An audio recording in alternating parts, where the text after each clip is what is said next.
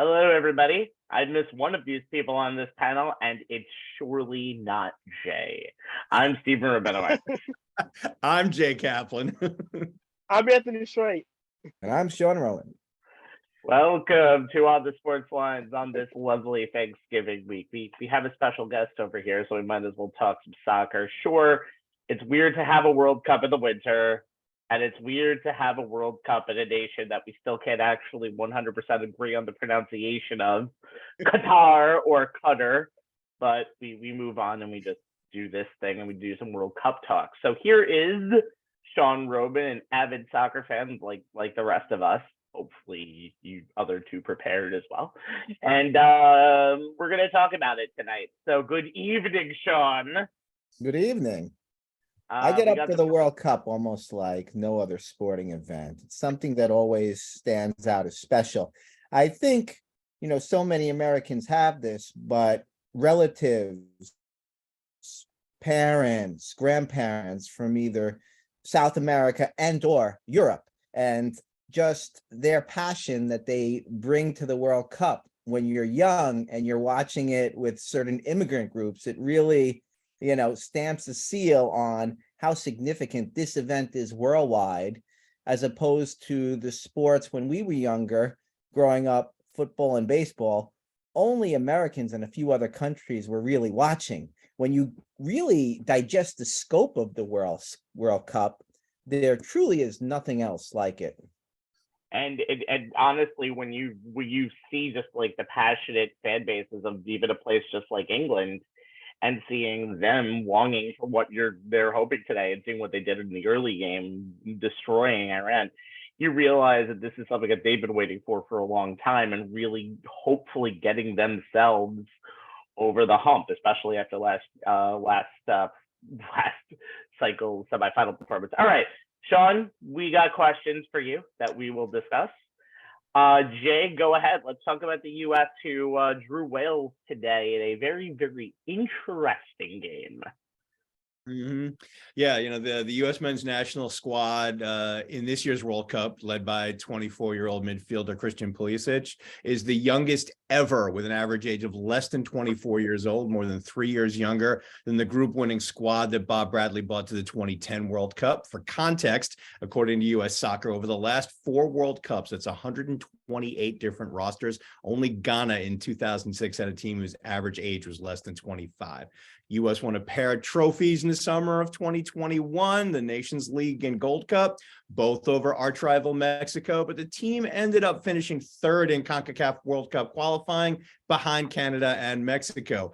And they come to Qatar having been held without a goal in 6 of their last 7 games against teams in the field. As Rabbi mentioned, got off to a decent start.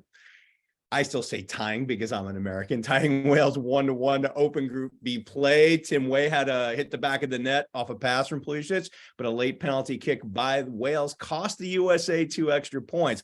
Sean, 2-pronged question. Who is the player to watch on this team, and what are reasonable expectations for the squad in the 2022 World Cup? You always have to watch game 1. So, you could say, like you were saying, Captain America, he was so forlorn for when he was 19 or 20 years old in that infamous Trinidad and Tobago game, where they just had to tie and they wound up conceding 2 goals, and he had to wait 4 years for another chance at the World Cup. Sure, you have to watch him, and the way he the goal scorer Way today was absolutely beautiful, and Way's touch was also awesome.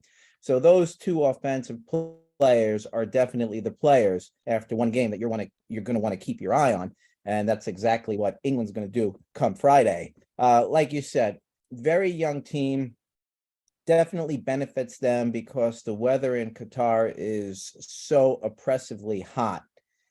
One of the big changes I do like, and which helps with this weather system, is the 5 subs over 3 substitutions. I really enjoy how that changes. Which is, by the way, the first World Cup that's actually happened at. Did not know that. That's been implemented in. Yeah, and they were using them in the first 2 days of competition. And I think that's a tremendous idea because just looking at it, a soccer game from a common sense point of view, you have 11 guys on the field and you have all these excellent players who are always training with them. They can't get in the game. I'm always for rotating more people in. They don't want to make it like basketball, but I think having 5 or at least up to half the team substitutions, if you do it over 3 periods, really gives you a stronger presence at the end of the game where you could put in a scorer if you need it or defenders if you need it. It creates more management opportunities as well. So that's one of the rule changes where I was really happy to see. So I think looking at USA, that youthful perspective should benefit them. Now, they came out very crisp in their first game. They won the possession overall. It was something like 73% in the first half where they played excellent. And by the end of the game, it was something around 65%. So that's excellent. And if you look at the resources, you're a bit worried because USA puts a tremendous amount into their soccer team. They never get such great results. What is Wales? The size of New Jersey, if not a county in New Jersey? and Wales has been playing pretty well in Euros over the last number of years. They have, a leading worldwide player now playing in the United States who created a penalty to get the equalizer late in the game.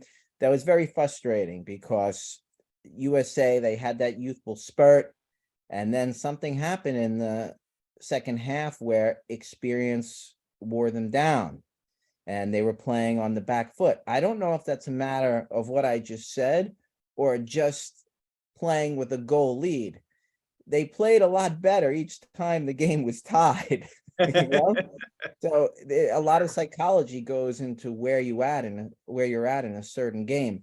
Their expectations, as you say, they were pretty high because the group draw in B is pretty much, you're saying 2 out of the following 3 teams are going to make it: the United States, Wales, and Iran. I mean, I'm sorry, one of those 3 teams, because you pretty much got to lock in.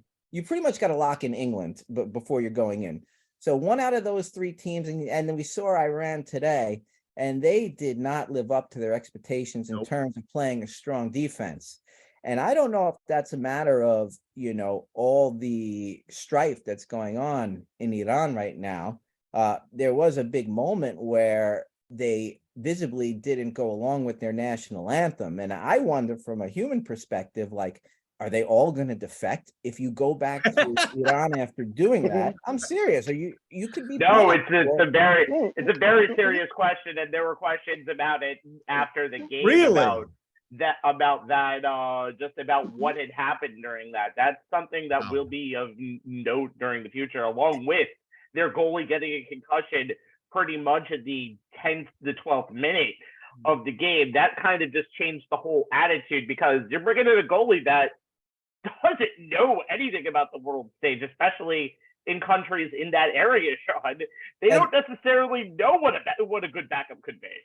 That's a very important observation on how this tournament is going to go and how rule changes have been, because they followed the NFL model where they have a concussion protocol where they have doctors and officials check out the player.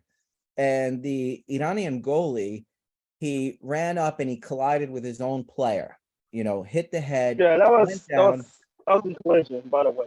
There was a 14-minute delay or so, which was added on in the first half. So he was down for that long. And after they checked him out, they ruled him eligible to continue playing.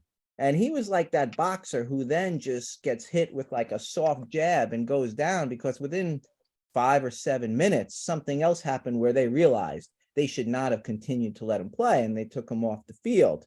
So that is a protocol that didn't work out the way it was supposed to, but it's something new to the field. So that's, something that, because you're hitting the ball with your head in soccer, elbows are hitting heads. So they're trying to be safer in that respect too. They got it wrong today, and that really affected Iran. Maybe their confidence for some reason, maybe their structure. Some people step in as a goalie and it's a motivating force and they do the best you can. But when the ball bounces the wrong way and you're outgunned, one thing leads to another. And sometimes the floor just lets out. And that's what happened to Iran. And unfortunately for the US, it comes down to who between the US or Wales can beat up on Iran the most. Where do we all see? And I think everybody should give a comment about this.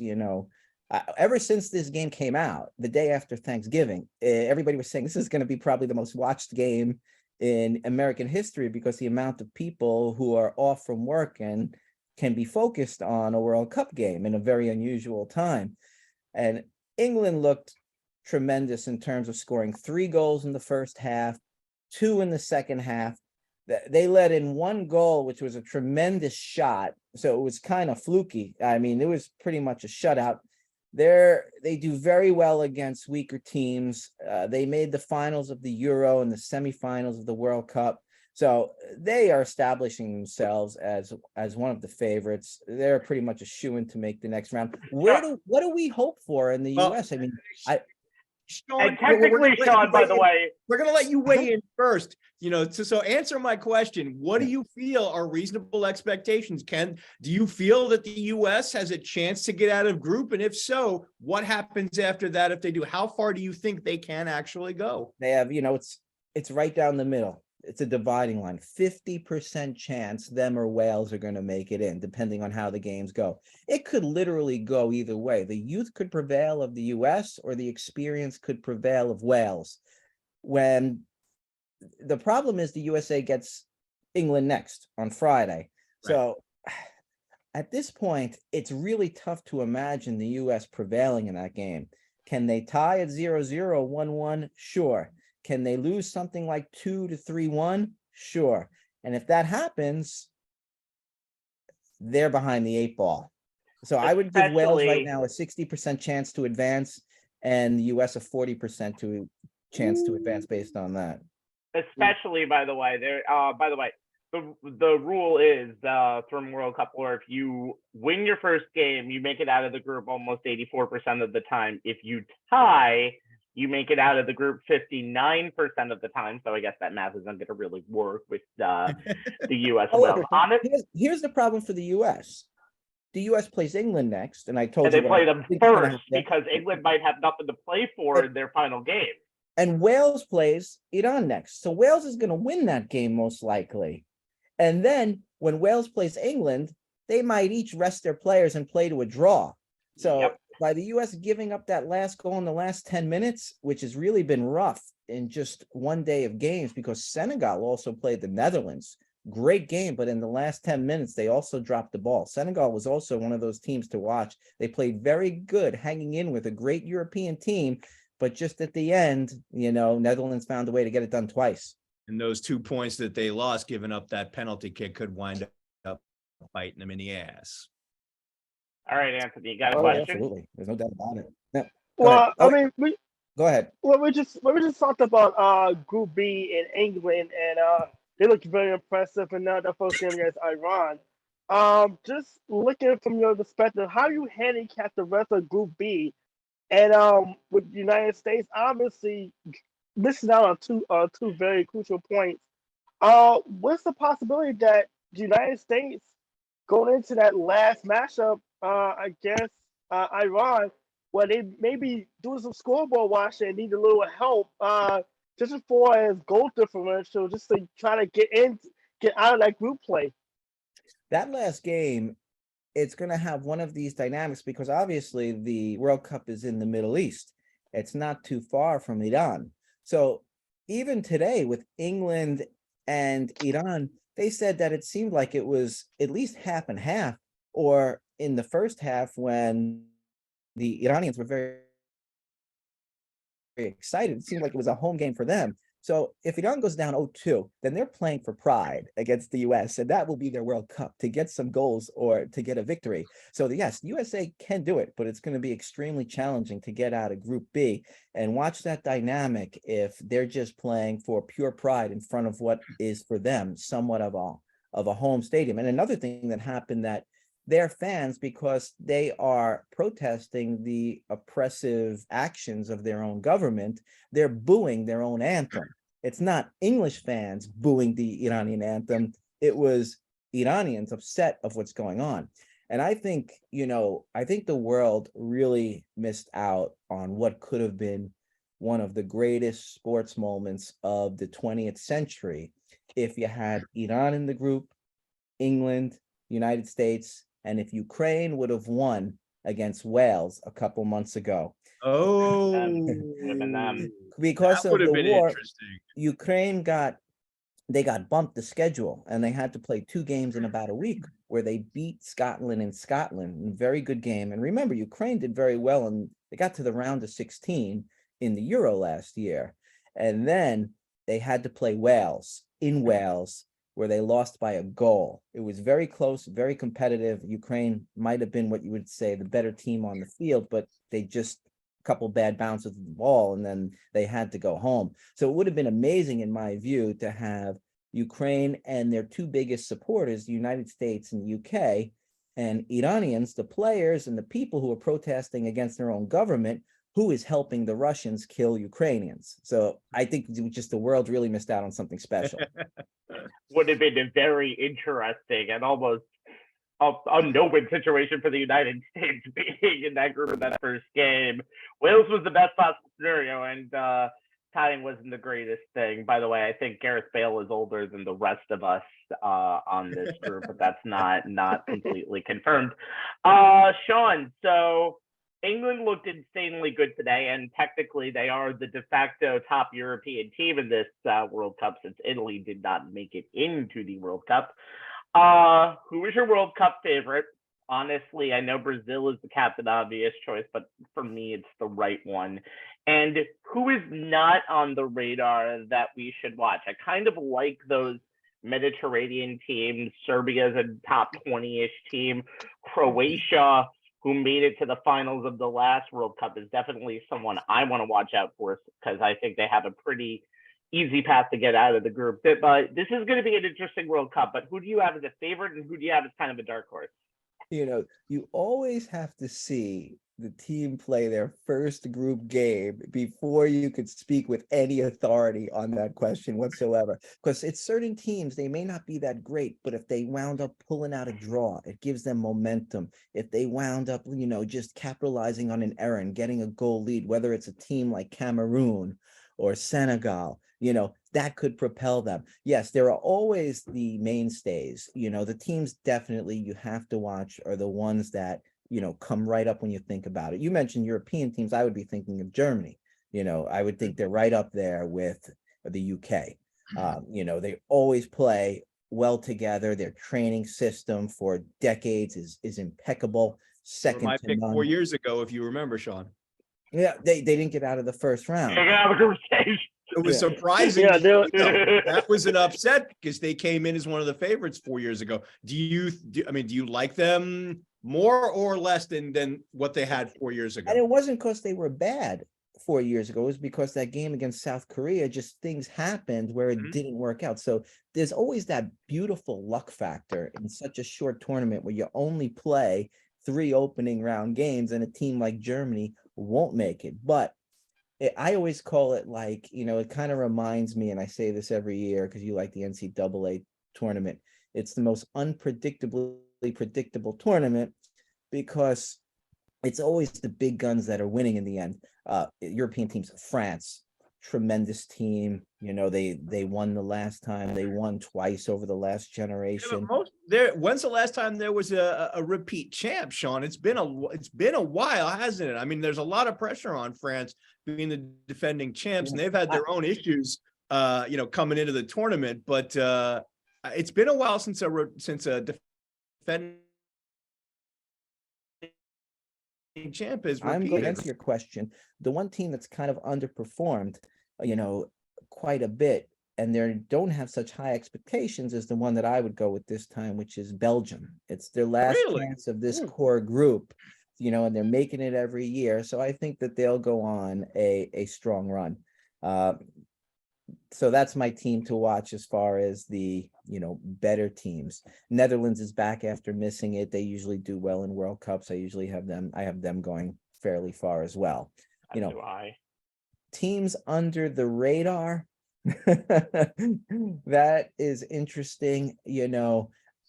it more is just like, who do you have fond memories of, and you see their flag and it kind of excites you. And that's kind of, that's just a logical way before you see them play a game and guess anything. So I think back to 1990 when Cameroon had a team that made it all the way to the quarterfinals.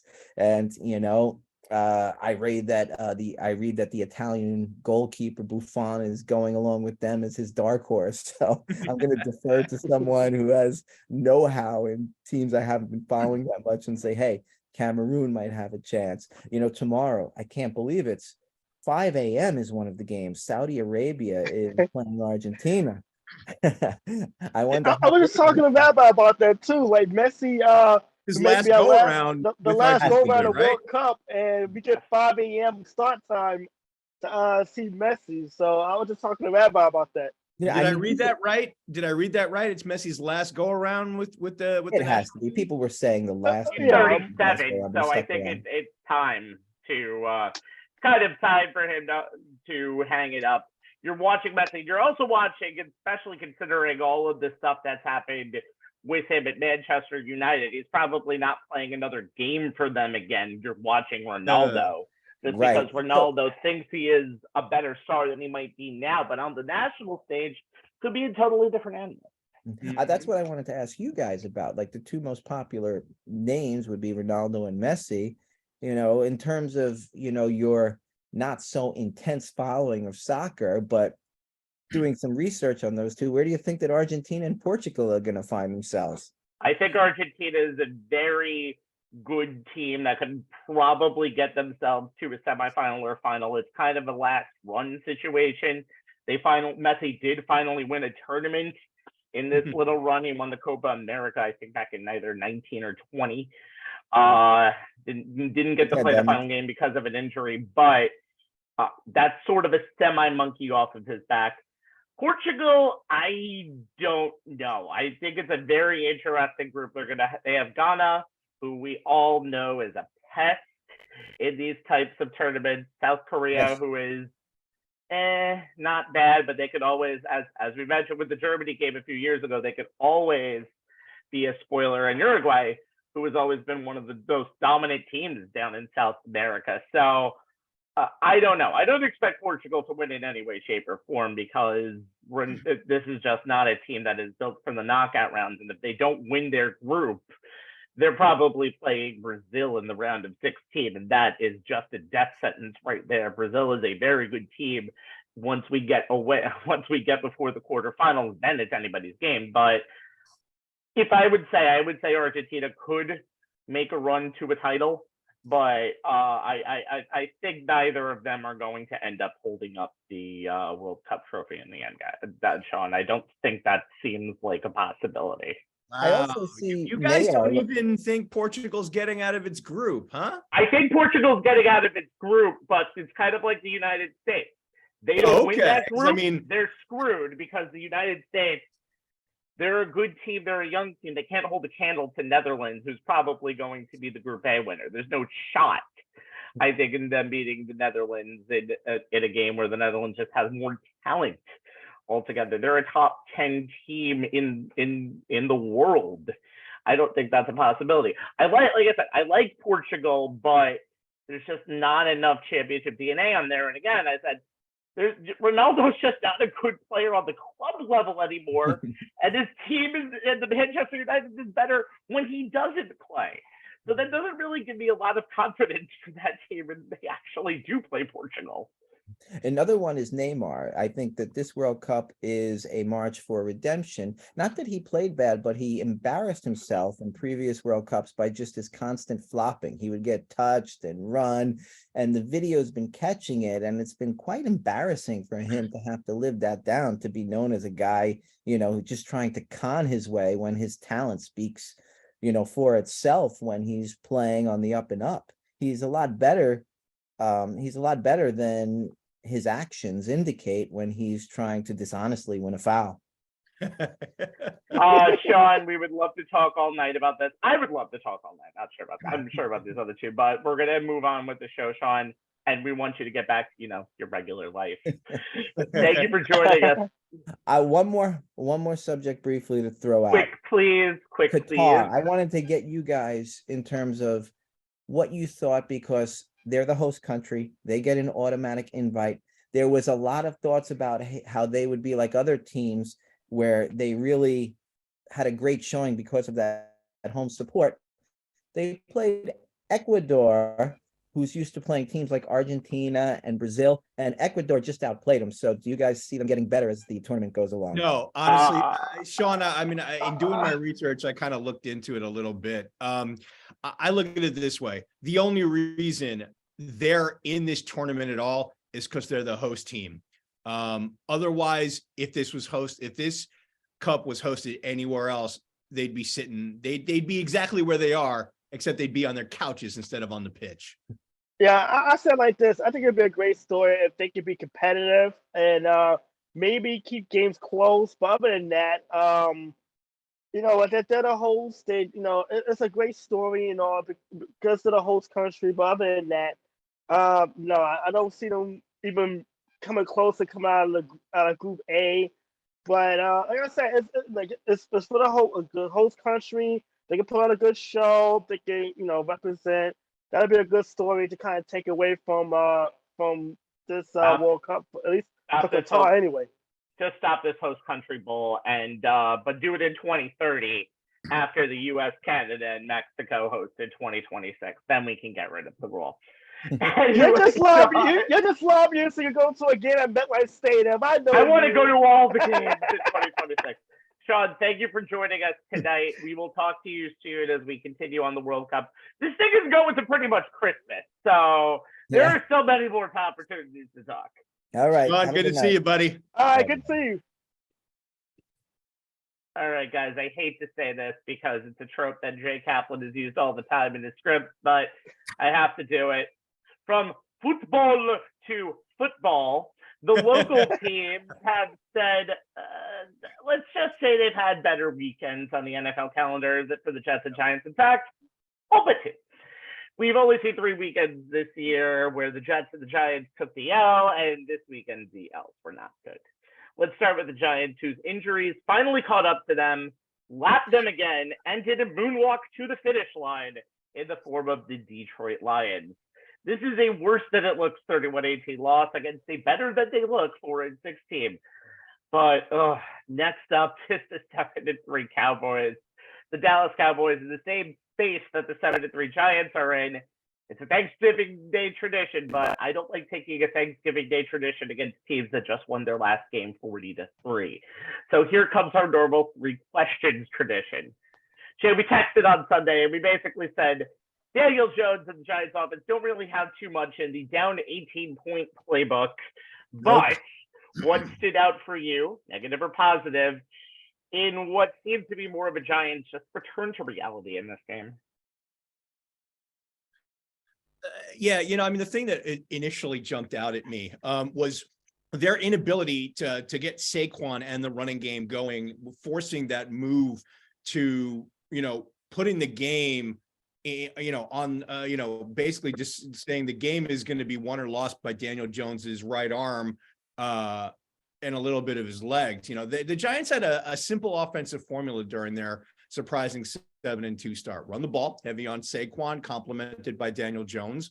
Avoid turnovers. They came into the game with just 8 on this season, tied for 5th fewest in the NFL, and make timely big plays like Jones did last week, connecting with Darius Slayton on that 54-yard touchdown, and with Isaiah Hodgins for 26 yards on a 3rd and 7 to keep a touchdown drive alive. And for the most part, it worked. Just not this past Sunday, as the Giants went 0 for 3 in those areas in that loss to the Lions. Barkley, 22 yards on just 15 carries, longest run, 4 yards. Just as ineffective in the passing game. He had only 5 targets, resulting in only 2 catches for only 13 yards. Now, look, opponents have been focused on stopping Barkley all season, but, they've had more success lately, and you can literally break this down. First 5 games versus last 5 games. Barkley's averaging just 3.6 yards a carry over the past 5, after averaging 5.5 over the first 5. Has to make you wonder how much of that shoulder injury he suffered in week 5 contributed to his drop in production. Jones's legs were a weapon this week. Once again, took advantage of the times the Lions overcommitted to Barkley on zone reads, particularly on that 15-yard run on 4th and 1 late in the third quarter to keep a touchdown drive alive. All told, Jones picked up 50 yards on 7 carries, a little over 7 yards a pop, to lead the team in rushing, and that's never a stat you want to be able to say on this show. He added his 4th rushing touchdown of the season on a 3-yard keeper in the first quarter. However, as I said, with Barkley effectively neutralized, the Giants were forced to really throw for the first time all season. Jones put the ball up a season-high 44 times, completing 27, 61.4%, 341 yards, a little under 8 yards an attempt, 1 score, 2 picks, only a 74.1 passer rating. Granted, the 75-yard garbage time touchdown did add to his stat line, but it still gave him his first 300-yard passing game since week 4 of last year. That said, this is not the scheme that the Giants had in mind for this game, and those 2 picks hurt. Because the key to Jones' effectiveness in the passing game this season had been ball security. He hadn't thrown an interception in 145 straight attempts coming into Sunday. That was the longest streak in the NFL. Ended on his 9th attempt as he didn't see defensive end Aiden Hutchinson dropping back in his own coverage, and the rookie first rounder made a hell of a play picking off the ball. Jones admitted that he didn't see him, gave him full credit for the play, but as I said, bad decision, can't do it. Second pick came on a 4th and 5 midway through the third quarter. He just simply overthrew tight end Lawrence Cager, and the pass landed in the hands of Lions safety Kirby Joseph. Here's a little irony for you guys with regards to that interception. The Lions drafted Joseph this year with the 3rd round compensatory pick they got from the 4-year, $72 million free agent contract that they signed Kenny Golladay to during the offseason. Golladay had 2 catches for 29 yards, earning a sarcastically enthusiastic cheer from the home crowd after the first catch. Look, and here's some, Rabbi, you talked about some of the other things. Here's some insult and some injury that further undid the Giants offense. The insults, there were 2. Adding to their league-leading offensive pass interference count, Cager was flagged in the second quarter, negating a 16-yard play. Later in the quarter, Slayton was flagged for illegal formation, adding to the Giants' NFL lead in that category. The injury, and it was a big one. Rookie wide receiver Wan'Dale Robinson tearing his ACL, and he's done for the rest of the year. Having his best game of the season, 9 catches, 100 yards. Before the injury, looked like he was finally ready to be a featured part of the offense after missing the early part of the season with a sprained MCL. As if the wide receiver room wasn't egregiously thin beforehand, guys. Look, they need to shake off the injuries and the ineffectiveness and get their offense back on track as they head to Dallas for that Turkey Day tilt with the Cowboys. Guys, the gauntlet we talked about on the midseason show starts now. 5 of their final 7 games are against the NFC East. Make it or break it time, fellas. Yeah. And the injury bug continues to hit all Giants, past and present, as noted by Kadarius Toney going back on the shelf yet again. That's right. Anthony, you, me, or, well, since you two used to play football, I guess you both can suit up in the secondary due to all the injuries to the New York Giants. Not much defensively good in this game in MetLife. Yeah, anytime you give up 4 rushing touchdowns, it's a really bad afternoon. And Jamal Williams by himself had 3 of those touchdowns. Obviously, the Lions took advantage of the turnovers, took them into points. But you look at the Giants defense, they allowed 160 yards on the ground total. Jared Goff, pedestrian 17-26, 165, but a lot of missed tackles, particularly on third and longs that allowed the Lions to extend drives. There was a roughing the passer penalty that extended the Lions' opening drive that led to 3 points. But then you obviously look at the now increasingly thin secondary. They already lost Xavier McKinley because he can't stay off at ATV during the off. Right? What's up with that? It's in his contract that he's not allowed to do that. What the hell was he thinking? And then Adoree Jackson's lost for the game and possibly for a few weeks. Fielded a punt. MCL sprain that he was diagnosed with. Possibly because Richie James can't handle a punt return. Yeah, if you're a Giant fan, that gave you Jason Sehorn flashbacks if you remember that debacle. But but at this point, you gotta wonder with going into Dallas on a short week, what exactly is Wink Martindale going to do with this secondary? I mean, he lost pretty much both his starting defensive backs. He already didn't have a starting safety. And you got a Cowboys team that's coming on putting up a 40 spot against arguably one of the better defenses in the NFL and the Minnesota Vikings. So on a short week, it's going to be very interesting to see what exactly the Giants defense is going to do, because obviously you saw Zeke Elliott, he's getting healthy again. He's starting to play very well. And Dak Prescott obviously is starting to get back into his form. But just keep in mind the last time the Giants Cowboys played, and this is going back to Jay's point, Daniel Jones was under the rest the entire game. And if this defense can't get off the field, can't find a way to get off the field, that's just going to make the offense nightmare scenario even worse. So you're just looking at this. And by the way, Michael McFadden, who have been playing very well, he got exposed to pass coverage, and that's another weakness with the Giants linebacking core. They're not exactly the speediest guys when it comes to covering running backs out of the backfield. And guys like DeAndre Swift was able to get open and get crossing routes, pick up the little first downs, and keep drives alive. And so it wasn't that the Lions did anything spectacular, but the Giants shot themselves up with some bad mistakes, some missed tackling, and give up big plays. And gave up a couple of big plays that obviously turned the tide to the Lions' offense. So it's because then we got 96 hours really from the end of the game Sunday, kind of figure it out and try to at least slow down Dallas high-powered offensive attack. That just seemed like it's really starting to hit its stride after blowing up 14. Sure, it's hitting its stride, and I think one of the reasons for that. By the way, Micah Parsons, I'm talking about a play to watch, but Micah Parsons had a game and a half. Wow. Although I don't know why after the injury he came back down up 40-3. That's like basically insulting all of Minnesota more than Kirk Cousins insults Minnesota when he ever plays a game past 5 o'clock. But in week 3, I picked Tony Pollard as my player to watch because he is just been a wrecking crew. He's been a wrecking machine, and they haven't really known how to use him, the Cowboys, over the last few years, because Zeke is the highly paid player. Zeke has a history of mostly being reliable. He doesn't really get injured too much. And but they used Pollard for 13 rushes for 105 yards in that game. So as I was proven right there, and Pollard has only gotten better since then. Let's just go back to the well again and talk about Pollard one more time. This has been the best. For one thing, I would have to say I got tremendously wrong. Kellen Moore is having an outstanding season. He's using the offense to his potential. They overcame the injury to Dak Prescott, and were pretty much humming on all cylinders and got to 5-1. Prescott came back. They've lost 2 games since then, but you saw the way that team can be used on Sunday. They used Pollard to his best ability, and he just went off for 80 yards.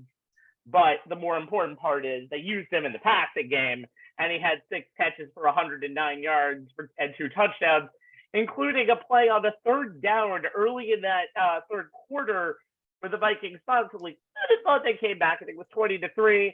And then they just basically had Pollard run a route down the right side, and the game was pretty much over after that.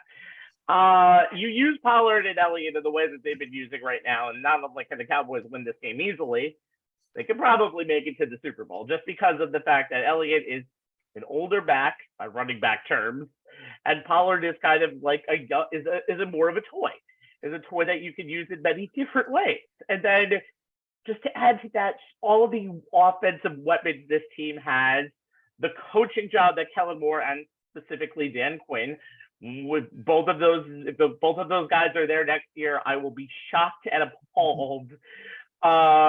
They've done such a great job with this team, but as I said before with Tony Pollard, if you use him in the right way, he was a nightmare in week 3 against the Giants. I can't see it being anything more than a nightmare in week 12 against the Giants. This Cowboys team is humming on all cylinders, and honestly, I don't even know if it matters who is playing quarterback for that team right now. It could be Cooper Rush, it could be Dak Prescott, it could be Jason Garrett at his current age.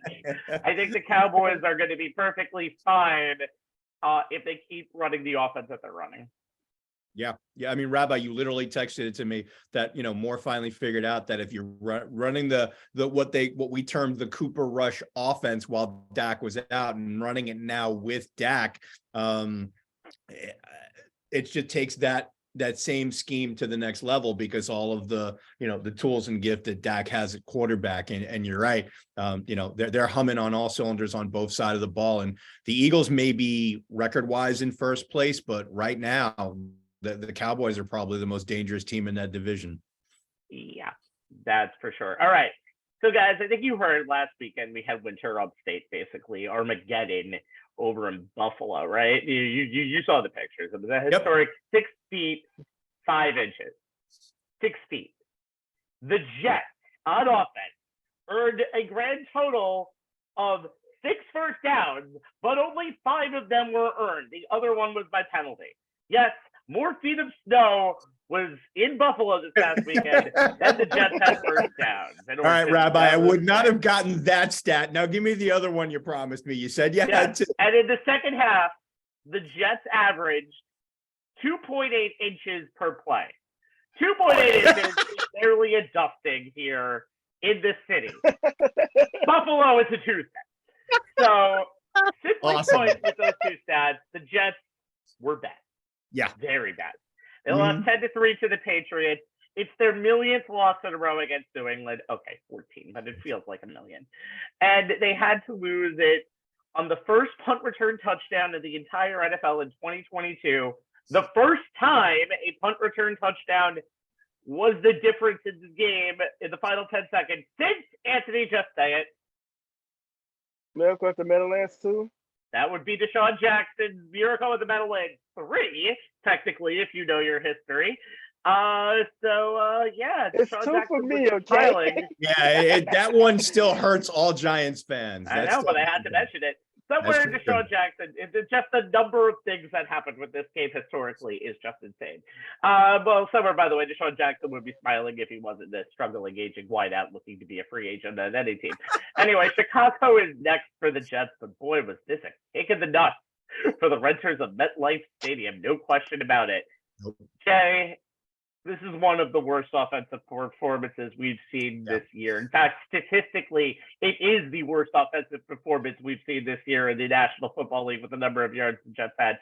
No, this is a bad takeaway coming from this game. Give it to me.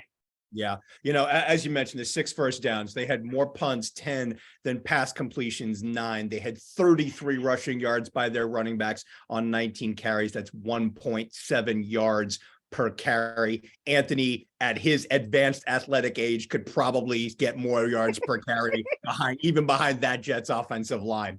Great offensive line, but yeah. Overall, 2.1 yards per play, 103 total yards. That is the fourth fewest in franchise history. And they had the sum total of 2 total yards in the entire second half. Wilson overall, 9 for 22. That's less than 41% completion, 77 yards, 3.5 yards per attempt. No scores, no picks, 4 sacks, 50.8 passer rating. In the second half, it just got worse. 4 of 11, that's 36% completion. 12 yards on 11 passing attempts, 1.1 yards per attempt. 44.9 passer rating in the second half. Guys, it doesn't get any more abysmal than that. As I said to Rabbi when we were talking about it over text, I was watching every play of the Giant game, so I knew I'd kind of have to go back, and I did. I went back and I looked over all of Wilson's dropbacks. Some drops here and there, some that were his fault, some that were not. Some throwaways to avoid sacks, but several of his throws were questionable, to say the least. That said, The Jets looked afraid to pass in the second half. The O-line looked badly overmatched on the 3 sacks they allowed in the second half, leaving Wilson with no time to set up and throw or no one to throw to. He was indecisive, inaccurate, and often held on to the ball too long. He had multiple passes that should have been picked off that were dropped by Patriot defensive backs. Just another in a growing sample size of games where his decision-making was questionable at best. Patriots edge rusher Matthew Judon, who had 2 sacks, had an interesting comment after the game. He felt Wilson was feeling the pressure. Here's the quote. I think whenever you have pressure on a guy like that, he looks at the rush, and instead of having his eyes up, they're more down. And for me, that's about as big an indictment of Wilson's play as it gets. If a quarterback is looking at pass rushers instead of pass receivers, well, you get what you saw on Sunday. The bigger problem for me, guys, is that Wilson refuses to take ownership of his play. In week 8, he was asked if he put that loss to the Patriots on his shoulders. You guys remember he threw 3 horrific interceptions in that loss, and he just plainly said no. After this week's loss, he was asked if he felt like he had let the Jets defense down. No, he said. The closest he came to admitting that he had a lousy game was, quote, I feel like I had some balls that got away from me, and he blamed the wind for his lack of throws downfield, saying, quote, I think you got to take into account it's windy as hell out there too, guys. Yet Patriots quarterback Mac Jones playing in the exact same conditions, 23 of 27, 200, that's 85.2% completion percentage for 246 yards. Here's the thing, guys. As the quarterback, as the leader of that offense, not to mention the face of that franchise, when you're asked those questions, even if you don't believe it, you have to say something along the lines of what Steelers rookie quarterback Kenny Pickett said after the loss to the Bengals. Here's the quote. Our defense did a great job giving us a chance to win the game. We didn't come through in the second half. That's on us. We've got to get it fixed, and we have to have 2 strong halves to beat a team like that. That's the type of leadership that's lacking with Wilson, and it can fracture a locker room. So, however, so far, at least publicly, no one in that locker room has thrown the second-year quarterback under the bus, but wide receivers Garrett Wilson and Denzel Mims were both visibly frustrated on the sideline after a few wayward passes from Wilson. Zach Rosenblatt, the Jets beat writer for The Athletic, wrote the following in his post-game piece, and it's an issue that could derail this potentially promising season. Here's the quote.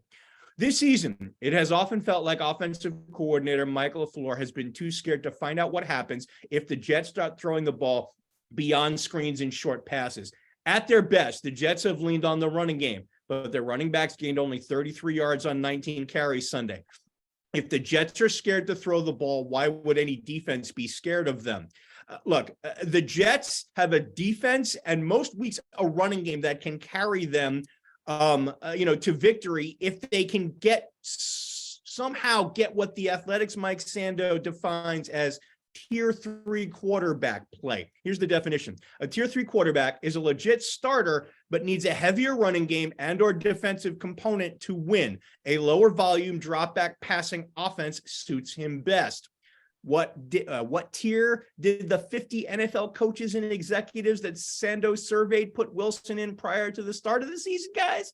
That would be tier 4, which is defined as a quarterback who could be an unproven player, not enough information for the voters to classify, or a veteran who ideally would not start all 17 games. Right now, guys, based on what I'm seeing both on and off the field, I don't even know if Wilson profiles as a tier 5 quarterback, which is a guy best suited as a backup. Where is the negative tiers? I think that honestly, from what you said it perfectly. You can have games like that. Just New England has been his bugaboo this season. That's fine. But the accountability is what is problematic for me. And you can't, when you mentioned how Wilson asked that question, it wasn't a thinking to say no. He literally said no the moment after the question wasn't even done when he said no. And that's just, I heard something on ESPN NFL Countdown tonight, and I don't like it, but I do have to say it. Booger McFarland, who I've never really agreed with most of the time, said for a guy who's had privilege and has been in a rich system like Zach Wilson, where he's never had to take accountability, it's now at the point where he doesn't want to take accountability because he's never had the opportunity to take accountability and has never gone through things like this. And honestly, he could be right, but I think the accountability is the biggest problem because, again, you can go through the loss, but when your team, as Anthony, I'll bring you in here for the next portion of the question, when your team gives up a total of 1 touchdown in 2 games, defensively, 1 touchdown in 2 games to the New England Patriots, and you lose both of them, Anthony, this Jets defense has gone from 32nd to a top 5 defense in 1 year. Nothing but good things yesterday, but the takeaway from it is it's all for naught. Yeah, you know what I was picturing when I was watching the Jets game. I'm just thinking to myself, the movie Full Metal Jacket, and you remember the scene where they tied Private Powell down and gave him what they call a blanket party. And I'm just thinking to myself, if the Jets defense ever had a chance to do that to Zach Wilson, I think they would do that. Because if you want to talk about wasting a great game defensively, this was it. Look, Matt Jones threw for 246 yards, and it's the most deceiving 246 yards you can see. A lot of dink and dunk passes. He had 104 rated, but the passes are going no further than 10 yards, in part because of the wind, in part because the Jets secondary literally just sitting on everything that's even remotely 15 yards. They did a great job of doing that. They sacked him 6 times, 12 times in 2 games. They have literally made Mac Jones hit the turf completely. Then you think about there was a bad break where Sauce Gardner had a scoop from a touchdown overturned. Then there was a lot of plays, even the third quarter, where the Patriots were actually able to move the ball up and down the field. The Jets defense was still able to hold their own, only forced a field goal in the first half. The second half, they forced a second field goal, which was missed, hit the crossbar. I mean, you just look at this, that they did. The defense has played so well this season. This is not the first time that the defense played well and was undermined by enough offensive performance. You think about the week 1 against Baltimore, that was the same issue there. And this team, the leap that this defense have made in the last year from being near the bottom of scoring defense to in a top 5, top 10 has just been remarkable. And to see basically what was a shutout for 3 quarters, for 59 minutes, pretty much go to waste by a bad offense performance and a special team blunder. It's gonna be the most frustrating day you could possibly. It reminded me of those the late 1990 Giants teams that was so good defensively, but you had Dave Brown as a quarterback. Then you had Kent Ground and Danny Cannell, and it was like, okay, we can't even overcome our own offense to even win games. You're starting to feel this way with the Jets, and I made the conversation. I actually tested this a few weeks ago before I went on vacation. Zach Wilson may be holding this team back, and I want, and honestly, Rabbi, I definitely want to hear your take on this one. Do you go for a quarterback change? Because Robert Saleh has not committed to Zach Wilson going into this game against the Chicago Sunday afternoon. I think the problem with this is, and I want to lead it to my next point, is if you go with a quarterback change, you're going with it against a team that is pretty bad defensively and very ripe for most quarterbacks to have a good game. So if you're going for a quarterback change here, they play at Buffalo the next week. You're going for a quarterback change for the rest of the season. I personally hated the way Zach Wilson treated himself after the game. And honestly, for that type of game and taking no responsibility, I would bench him, but it's up to Robert Saleh. I think he knows there's probably a lot of forces in here. I would honestly go with Mike White, only because I just don't think that offensive line would be able to make Joe Flacco look good. But this is a tough decision. I think gun to my head, which is the way I always make tough decisions because it actually shows I have to make a decision.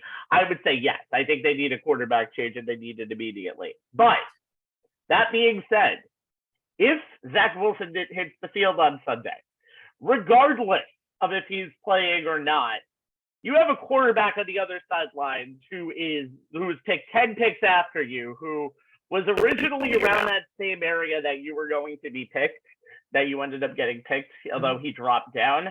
You have a guy in Justin Fields who over the last month has been taking over, not just the league, by the way, not just the team, by the way, but taking over the NFL. Sure, the only win that the Chicago Bears have had in Justin Fields' insane 5-game run, and the numbers, passing-wise, the numbers are not great.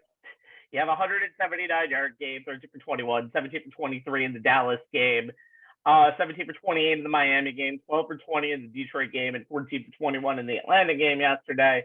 But the rushing numbers are eye-popping. 82 yards and a touchdown against New England, 60 yards and a touchdown against Dallas, 178 yards, I think the most for a quarterback ever in a regular season game, and a touchdown. 147 yards and 2 touchdowns, and then yesterday 85 yards and a touchdown. Justin Fields is what we would call in the business as appointment viewing for the viewer, but he did injure his non-throwing shoulder yesterday. It was ruled today as a non-throwing shoulder. He is considered day-to-day. Honestly, I think if this question was done 6 weeks ago, it would be like, is Justin Fields ever going to start again? Now I'm not so sure. Even though Justin is day-to-day, the Bears have still been losing. They don't have a lot of talent in a lot of positions on this team. You knew that going in. They're 3-7. It would probably be best for Chicago to start Trevor Siemian. Siemian has not really gotten a start this year. They've been very convinced on field. He's only had 5 yards of passing this whole entire year. He's played for the Jets before as a backup, so he knows at least how to play in MetLife Stadium. But the quarterback position is the biggest position on Sunday, and that for the Bears, regardless of who's starting. But again, if it's Justin Fields, I don't care if Zach Wilson or Ann Wilson is the quarterback for the Jets in that game, or any member of the Hart family Wilson. I am watching that game because Justin Fields is a show that we never thought we would say about 5 or 6 weeks ago. No. But the way that the Chicago Bears have unleashed his potential running-wise, which may be one of the reasons why he's going to probably be injured for the rest of the year, because he's been taking hit after hit after hit, especially the Atlanta game yesterday. But Justin Fields has given the Bears a big reason for hope in the future. He just might not play on Sunday.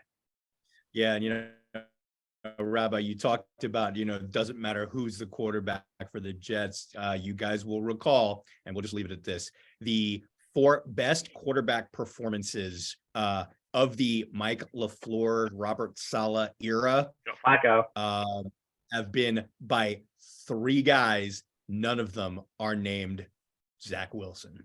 Joe Flacco has more touchdowns this year than Zach Wilson, 5-4. Just saying. All right. Whether it be good quarterbacks, good running backs, or good people who might have broken the record for kickoff TDs, how the hell has Daryl Patterson been in the league since 2010? How? Okay. Guy's a talent. But, yeah, he is, but it's amazing because I remember him when he was like the 17th gimmick Patriot. All right. So there's a lot of players to watch as we move down the line as the season is about to hit its crescendo. Everybody's playing this week. There's still buys left, but this Thanksgiving week, you'll see all 16 teams play.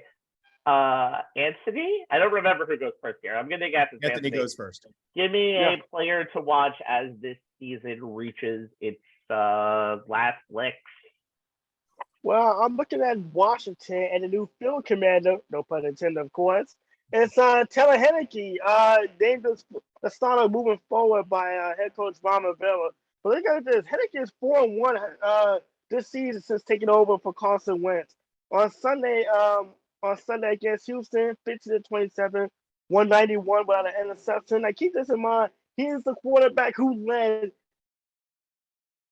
the Commanders to an upset win over the previously unbeaten Philadelphia Eagles last Monday night. So obviously there's something going here. But for the season, remember last year he took over for injured Ryan Fitzpatrick and threw for 3,400 yards and 20 touchdowns, and kind of keeping Washington around towards the end as far as trying to reach that last playoff spot.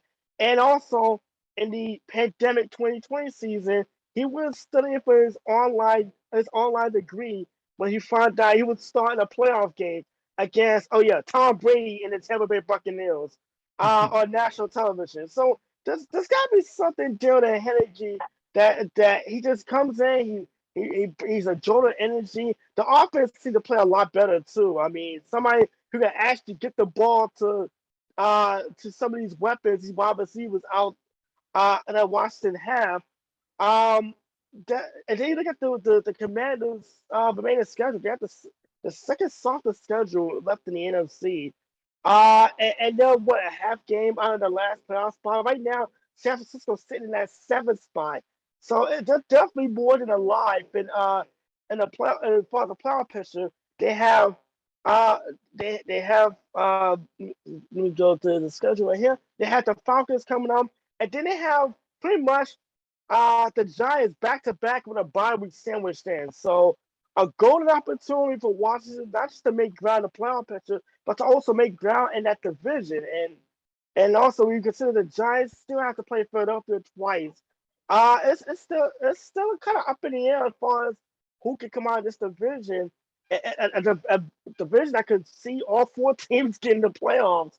As wacky as that sounds, remember 2 years ago, this team you could have found a team be over 500. Now it seems like every team in this division is over 500. So Taylor Heineke is just picking up the right opportunity and taking over a team that is starting to gain some momentum, and it's going into the second half of the schedule playing with house money. And by the way, interesting tidbit, for every team that he beats, he gets a pair of Jordans in that team respective team colors. So you look at the Commanders record at 6-5. He may need about 4 more pair of Jordans to get the Commanders a decent shot at making the playoffs. So he's got a work cut out. If he beats the Giants twice, does he get the same pair twice? Is really the most well, you important can get question. The blue and red, and then red so and blue, blue and red and red and blue. Okay.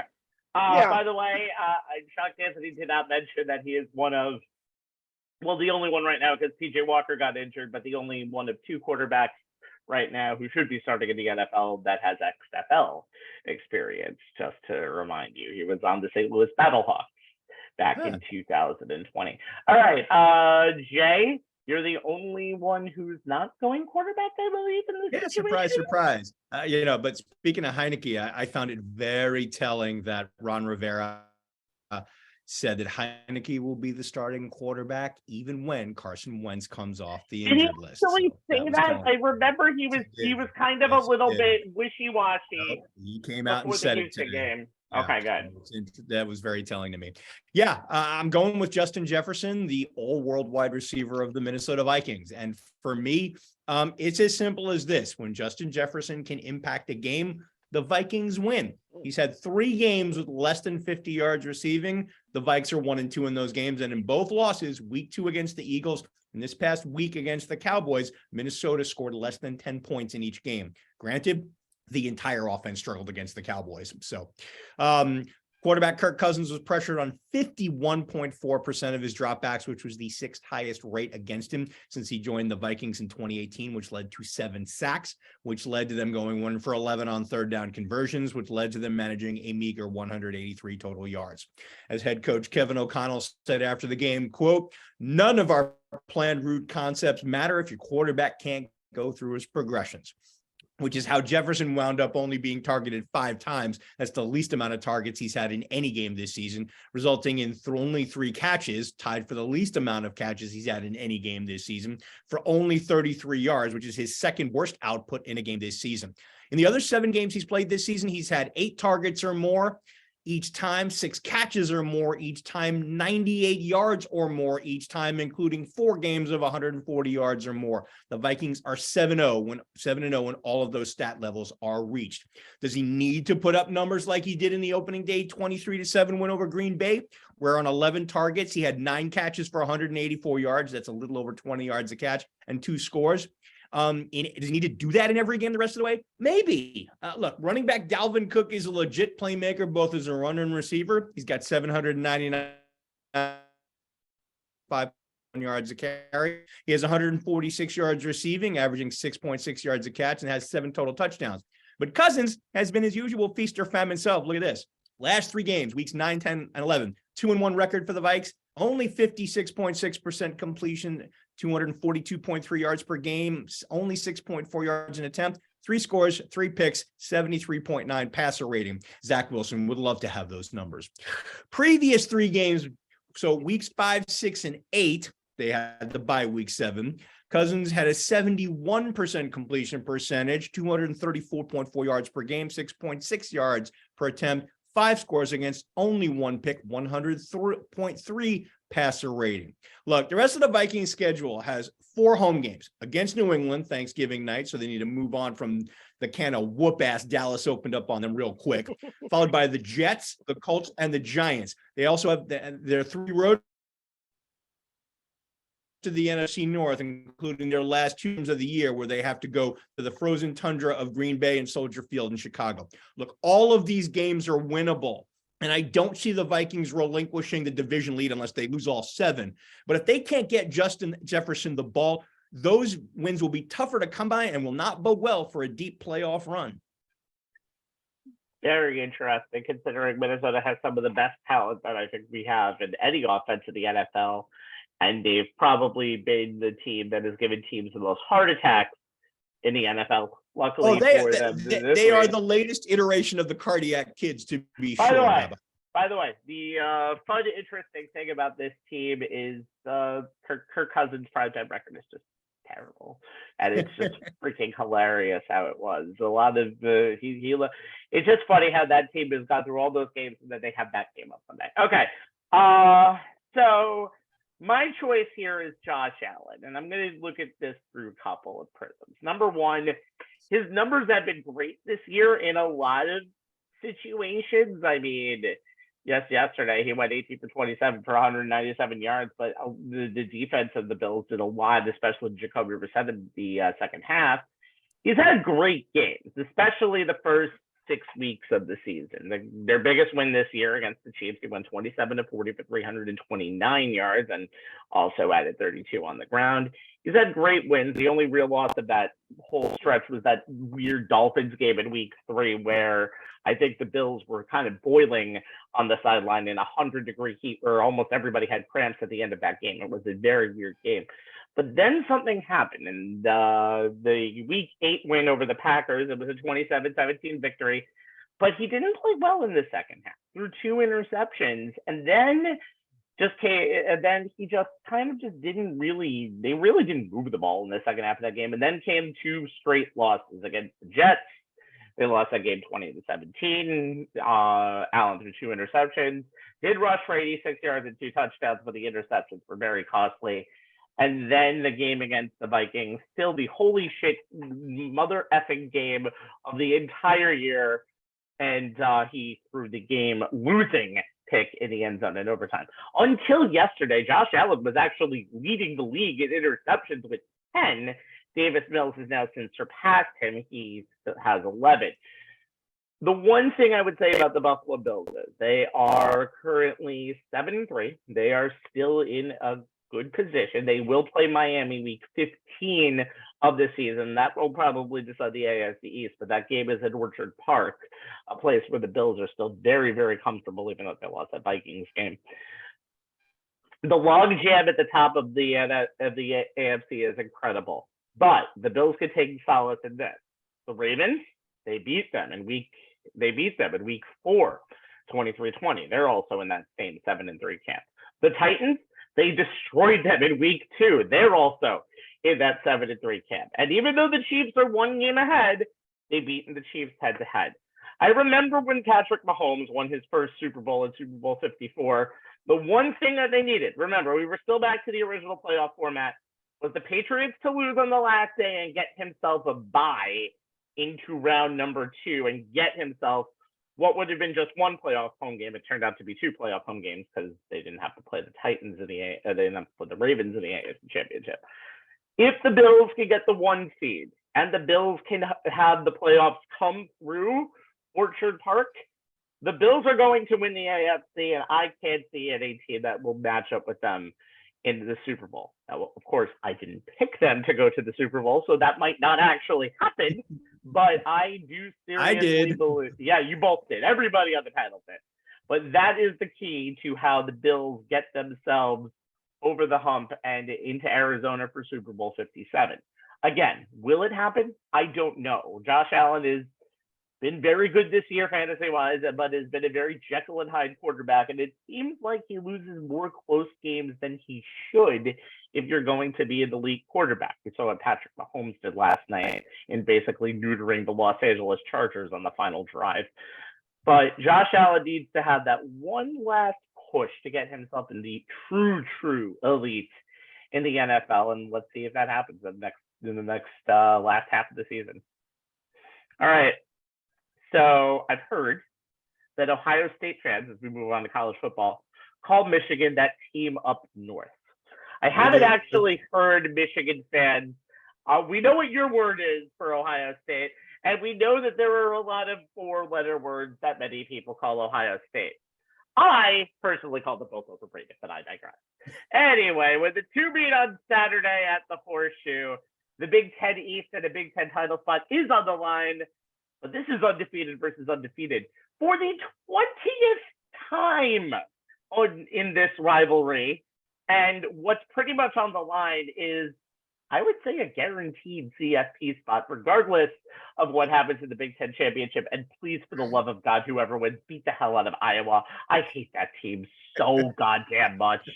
This is the 118th edition of this rivalry, and this is probably the college football, non-SEC, game of the season. So, Jay, what's the key? Actually, we'll go to Anthony first. They're the home team. The Ohio State University has been rolling. There has been a speed bump or two, mainly the lesser Tagovailoa and Maryland this past Saturday. What's the key for them to get one back this year on the Wolverines from last year's Big House disaster? Well, they're going to have to try to establish the run, but they are a banged-up bunch in the backfield. You think about this. Travion Henderson came back for the game against Maryland, and by the end of the game, he's back in a walking boot. Maya Williams has missed playing time, so they're down to a third-string running back, and Donald Who didn't do too bad. Yeah, that's so bad, by the way. They're a factory of offense. Of course they're not going to do too bad.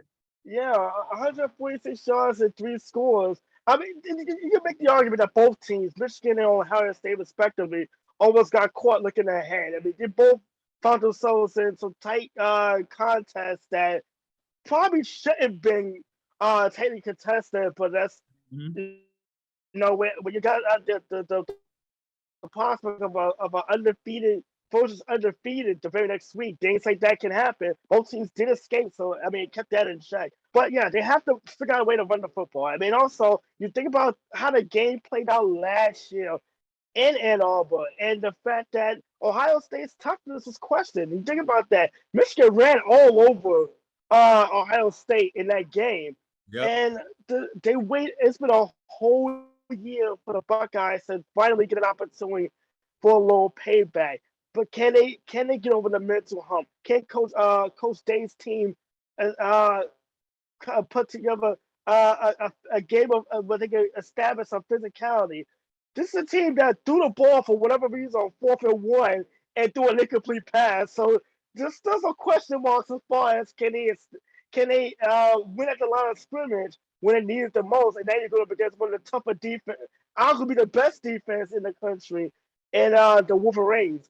But for the thing is with Ohio State, the offense really excels when they do have a running game going, when they're able to establish the ground game. It opens up everything else for CJ Stroud, especially with those wideouts, particularly Harrison Jr., who's having All-American season. Like, keep in mind, Jackson Smith and Najima have not have been out as well. So they're missing weapons, not just in the backfield, but in the wide receiver core as well. But the Buckeyes, when they run the ball and they're able to get that running game going, they put defense in kind of a quagmire. Do we step up and stop the run and give up the aerial attack, or do we play back? But unfortunately, get Gallows up the middle with the running game. And the fact that they pretty much don't have many running backs may be a bit of an issue. So it's going to be interesting to see. Hayden clearly showed that he's more than capable of being the every down, getting the bulk of the load. It's going to be a matter of can Ohio State get that running game going, because it does open up so much for the rest of that offense. And is it going to have more than one running backs going into this game on Saturday? Speaking of, the elephant in the room is one Blake Corum.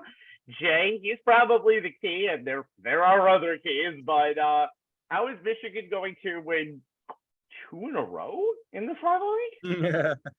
I'll get into that in a second, Rabbi, but Anthony talks about, Ohio State needing to establish the run game. They struggled to do that last year, but CJ Stroud still shredded them for 394 yards through the air. So can't sleep on the Ohio State signal caller either. I by the way, before I mentioned, that wide receiver room is insane. Like you can take multiple guys out of there. It's almost like what Alabama's wide receiver room is. They lost two. They lose their two. Basically, they lose their 2 best to the NFL, and all they do is reload. It's a little scary. As far as the Wolverines go, 2 things I'm looking at: health and the Michigan passing game. So, and the health is the biggest thing for the Wolverines as they head to the Horseshoe. Heisman Trophy candidate, running back Blake Corum, Rabbi mentioned him. He's the engine that drives the Michigan ground game. His 1,457 yards is 3rd in the nation. His 19 total touchdowns are 1st. He played only 1 snap in the second half after injuring his knee. His backup, running back Donovan Edwards, who's 2nd on the team in rushing and 5th on the team in receiving yards, hasn't played since week 8.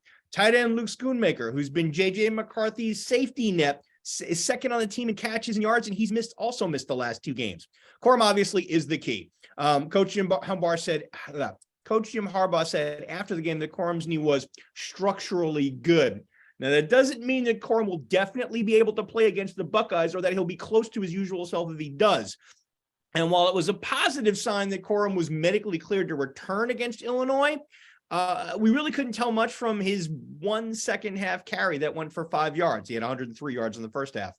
Corum said the knee felt fine, and the coaches said he was good. So you have to believe that Harbaugh held him out to give him the best chance of being able to play against the Buckeyes. That being said, what version of Corum that the Wolverines get likely won't be known until he steps on the field in Columbus on Saturday, which is why this game could come down to whether or not Michigan can hit a few explosive plays in the passing game to complement what they're hoping to be able to do running the football.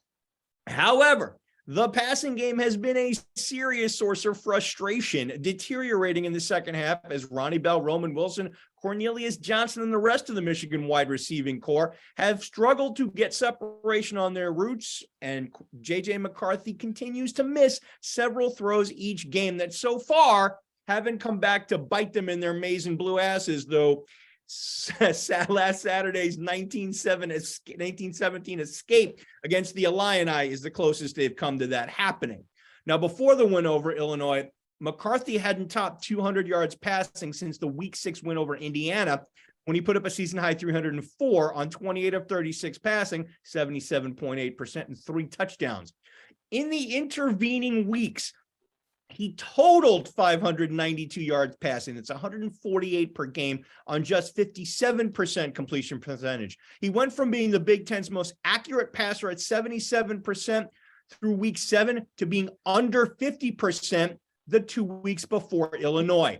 Michigan's offense showed up big in last year's 42-27 win in Ann Arbor, dominating with their rushing attack, 297 yards on the ground on 41 carries. It's better than 7 yards a pop and 6 touchdowns, and doing just enough through the air, 14 of 20, that's 70% completion for 190 yards. That's 9.5 per attempt to keep the Buckeyes defense honest. The recipe is the same this season, gentlemen. We'll see if they have all the ingredients in the cupboard come kickoff time.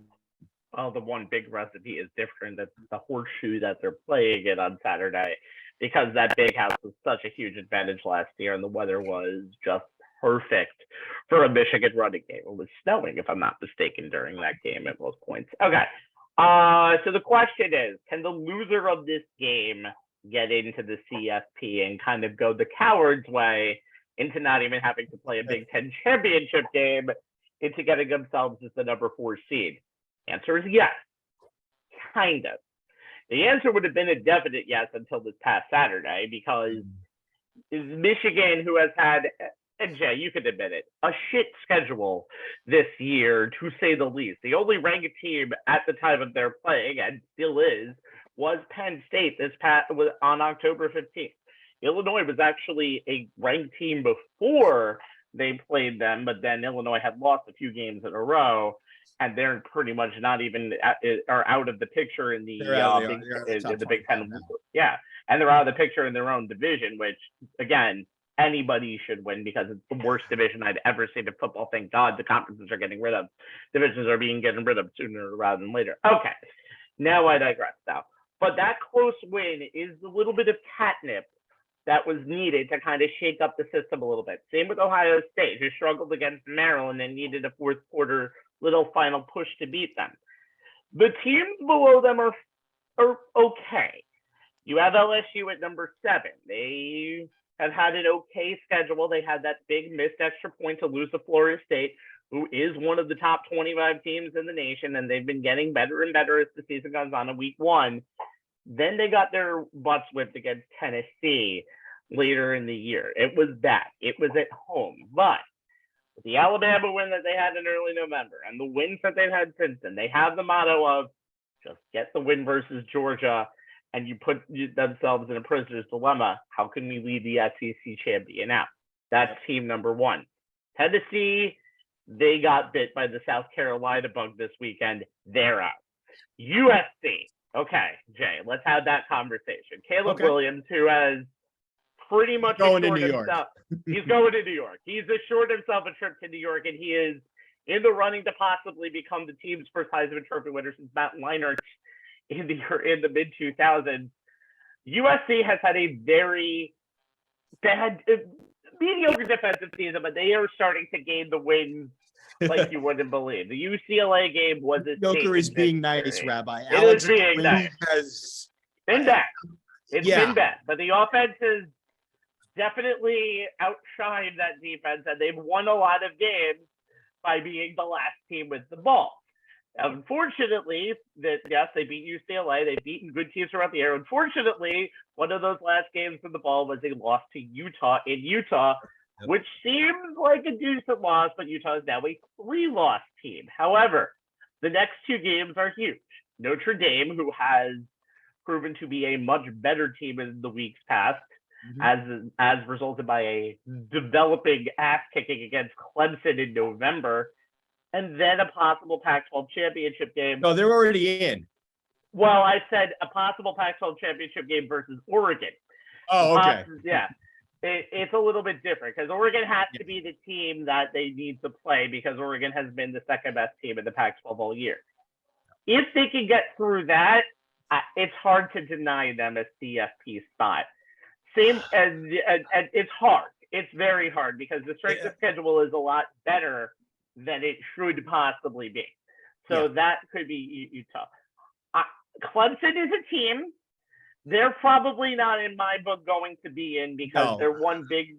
That's in my opinion, but I do think an ACC champ could outweigh the Big Ten loser. But again, you have to put yourself on the level of being comparable. Clemson, of course, has to win the ACC. North Carolina lost this past week, so that's going to take away a signature victory against what would be a top 20 team. And that, again, the only thing I would leave them is the ACC has been a little bit better this year, and winning the conference championship could be something. The team who should definitely be in if they make it undefeated is TCU. Yeah. Going through the hell that they have gone through, they have talent, but they have had some of the wildest games ever. The Texas Tech game a few weeks ago, they had to come from behind. The overtime game against Oklahoma State. And then in what is a special teams chef's kiss, running the ball with 18 seconds left and getting what we would call the fire drill play out there and kicking a perfect through the uprights field goal to end the game. Perfect. This TCU season needs to end in a CFP berth. And I think if they get themselves a win next week against, I forgot, I think it's Texas Tech or something like that. And then a win in a possible Big 12 championship game. Most likely that would be against Kansas State. They're in.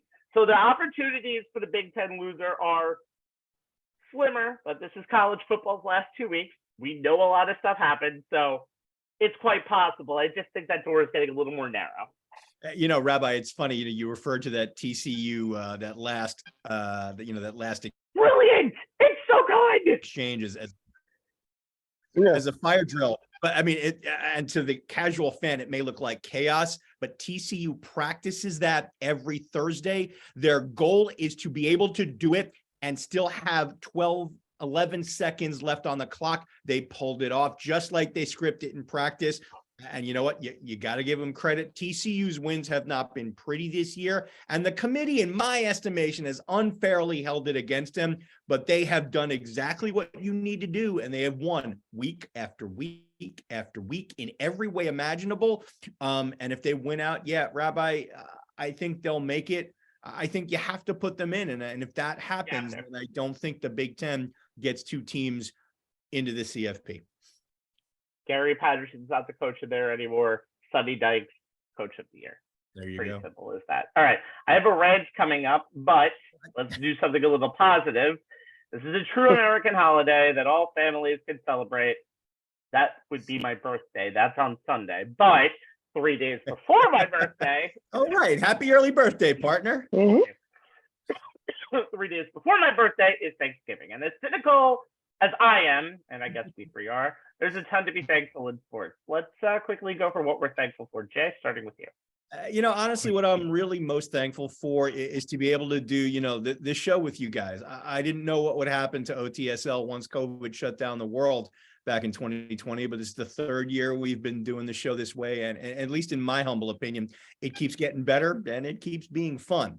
That aside, what I was thankful for this year was that basically from April through October, be it on the diamond or the gridiron, we had mostly good stories to tell about the locals. The Mets and the Yankees both being winners and making it to the playoffs, even though things ended on a sour note for both. It made the spring and summer interesting and mostly fun. We had Aaron Judge's chase for 62 in the AL MVP, single-handedly carrying the Yankees through a tough August, and Buck Showalter leading the Mets to 101 wins while changing the culture in Queens and earning NL Manager of the Year along the way. And then the Giants and Jets got out to surprisingly good starts, allowing our segments on them to focus on the mostly good performances we saw from them right up until recently.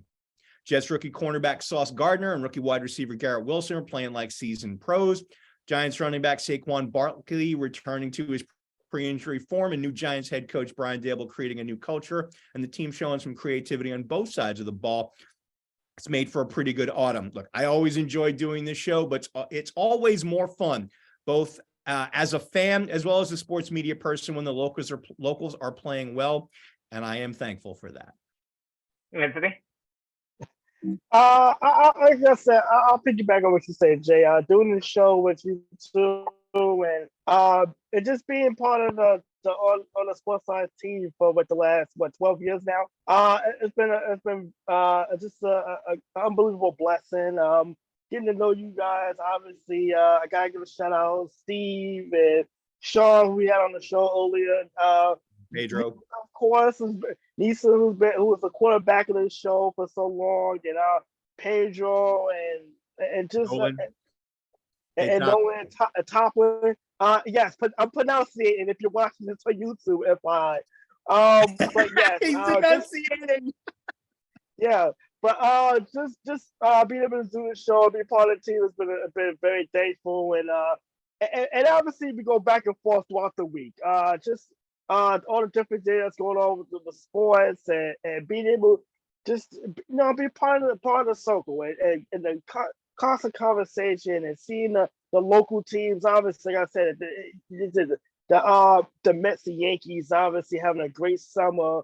And a great season nonetheless. I mean, the ending was terrible for both sides, but obviously me having a reason to go out to Citi Field in October and have a meaningful games back in Flushing.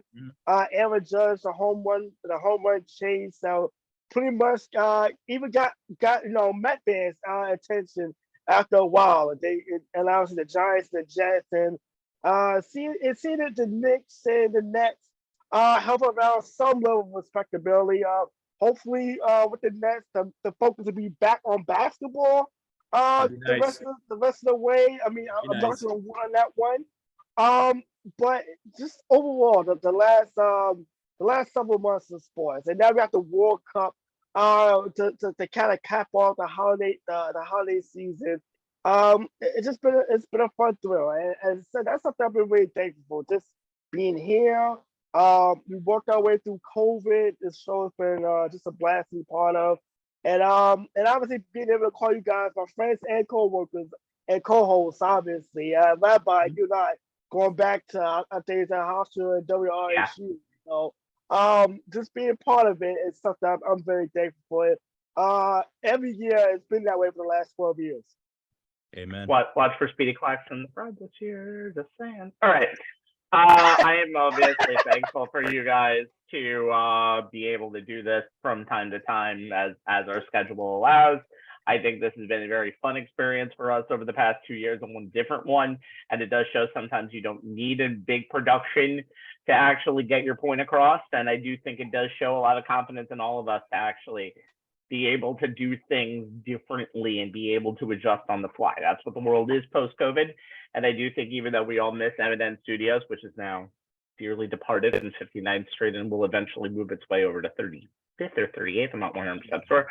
And I always thank Nisa, Sean, Steve, Pedro, Top, and all of the crazy, crazy people that we love, Ginger included also, at M&N who have worked with us throughout the years, and people who we just are there to call our friends with life. You're all friends, so us.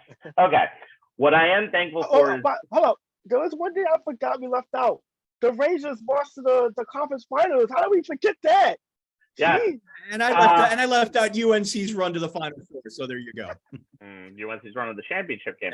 Yeah, I've had a lot of fun watching sports this year, including the UNC thing, college basketball, and the fact that hockey right now has 3 terrific teams, including the Devils, who have currently, as of this taping, 13 are now 13, have won 13 consecutive games.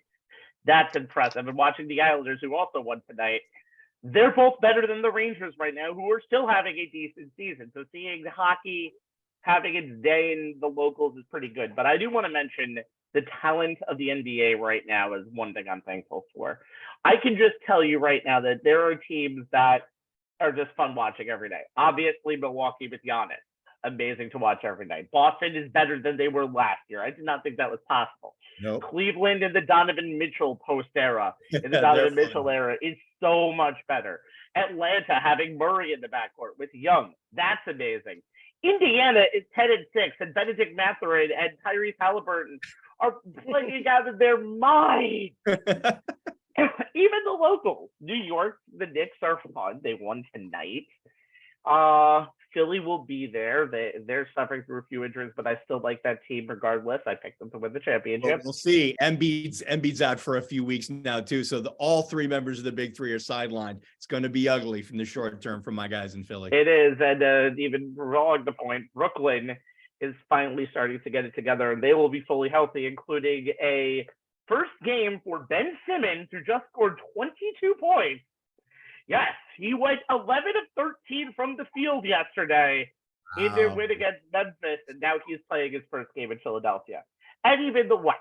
Sacramento has won 6 consecutive games, and they are the funnest offense in the whole entire NBA.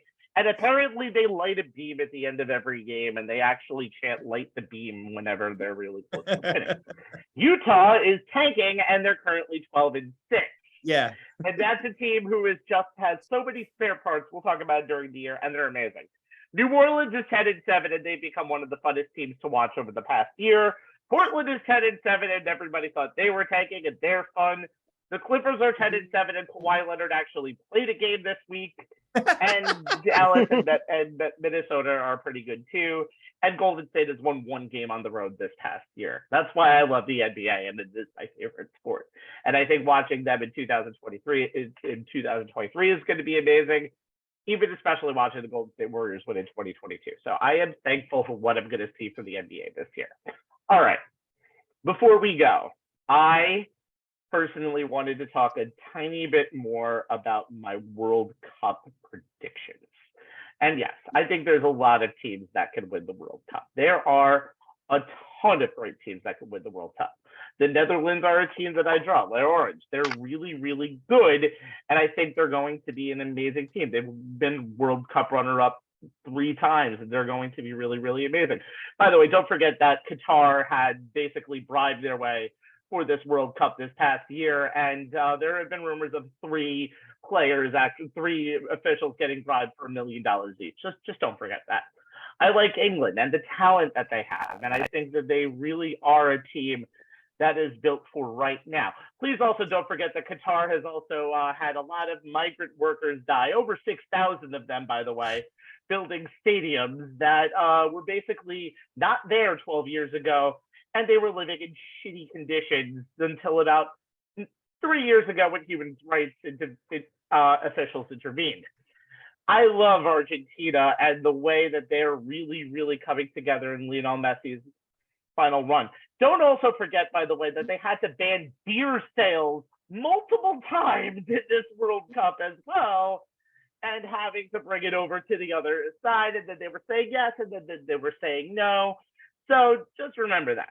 Also, I know France has lost the Ballon d'Or winner, but I really do think that they're going to have a good run because they're one of the most talented teams out there. Last country to repeat as World Cup champs.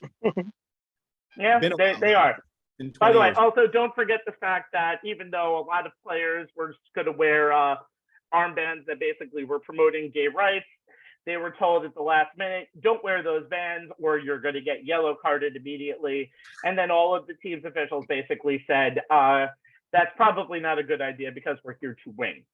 Germany has had a very, very good. Yes, they've had a very, very good. I just love saying run. I know you love saying it. Has had a very, very good run. And I know they didn't make it out of the group stage last year, but they're definitely going to be a force to be reckoned with. Also, journalists have been trying to shoot themselves in Qatar. And I know there was one clip where somebody took the camera and gone away and had basically taken it away from somebody. So, yeah, Belgium, very good story. Also, again, human rights violations that were basically, again, 6,000 people dead and many more probably not counted. And also Qatar is a nation of less than 300,000 people. Remember, they bribed their way to a World Cup.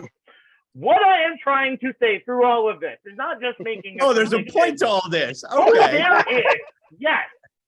What I am trying to say through all of this is, yes, I love the pageantry. We should all love the pageantry for the World Cup. It only comes once every 4 years or 4.5 because Qatar promised air-conditioned stadiums that were never, ever going to be a thing.